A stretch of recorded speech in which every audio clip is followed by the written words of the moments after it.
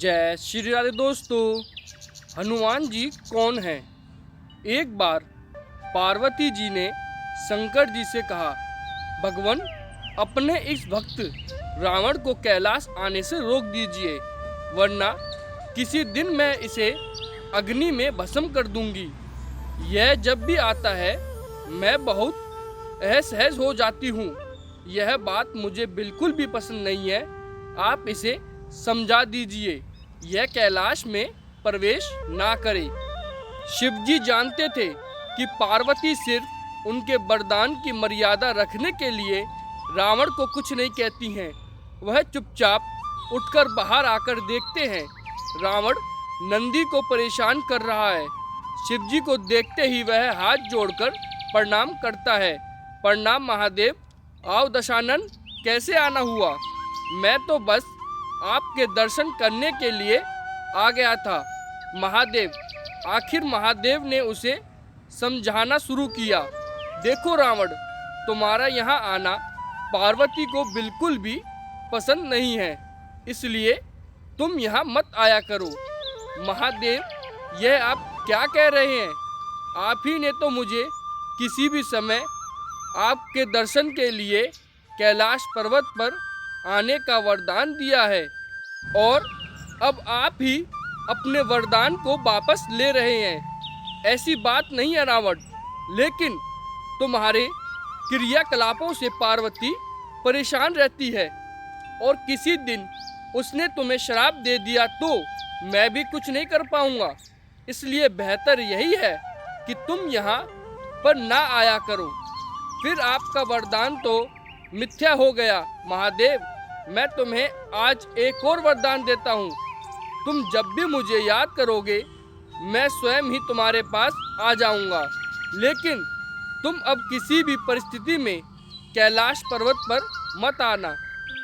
अब तुम यहाँ से जाओ, पार्वती तुमसे बहुत रुष्ट है।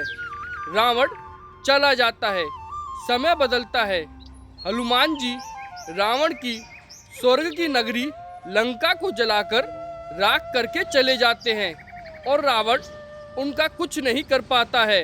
वह सोचते सोचते परेशान हो जाता है कि आखिर उस हनुमान में इतनी शक्ति आई कहाँ से।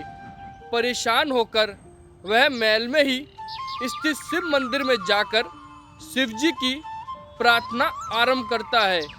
उसकी प्रार्थना से शिव जी प्रसन्न होकर प्रकट होते हैं। रावण अभिभूत होकर उनके चरणों में गिर पड़ता है। कहो दशानन, कैसे हो? शिवजी पूछते हैं, आप अंतर्यामी हैं महादेव, सब कुछ जानते हैं। प्रभु, एक अकेले बंदर ने मेरी लंका को और मेरे दर्प को भी जलाकर राख कर दिया। मैं जानना चाहता हूँ कि यह बंदर जिसका नाम हनुमान है आखिर कौन है? और प्रभु, उसकी पूंछ तो और भी ज्यादा शक्तिशाली थी। जिस तरह सहजता से मेरी लंका को जला दिया, मुझे बताइए कि यह हनुमान कौन है?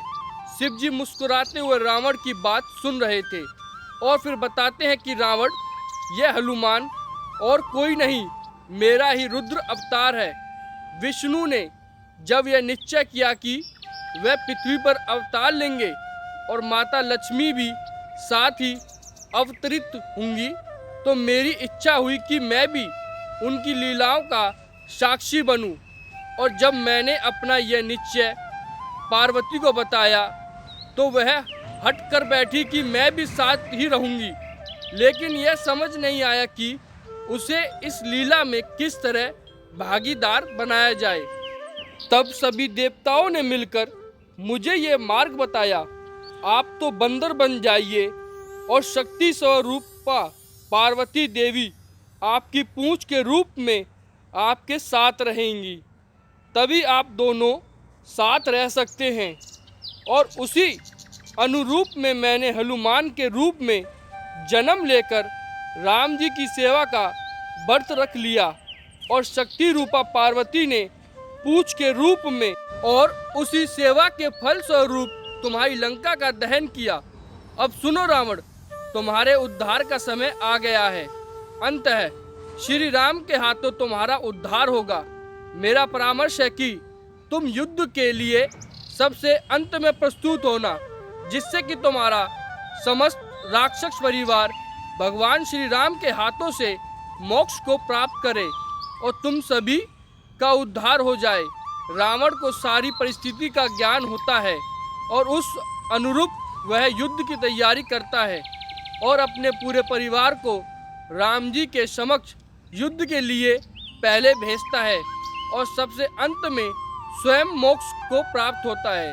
हर हर महादेव। दोस्तों, वीडियो अच्छी लगे तो वीडियो को एक लाइक ज़रूर करें और कमेंट बॉक्स में बताएं कि यह आपको वीडियो कैसी लगी और अपने दोस्तों के साथ वीडियो को ज़रूर शेयर करें।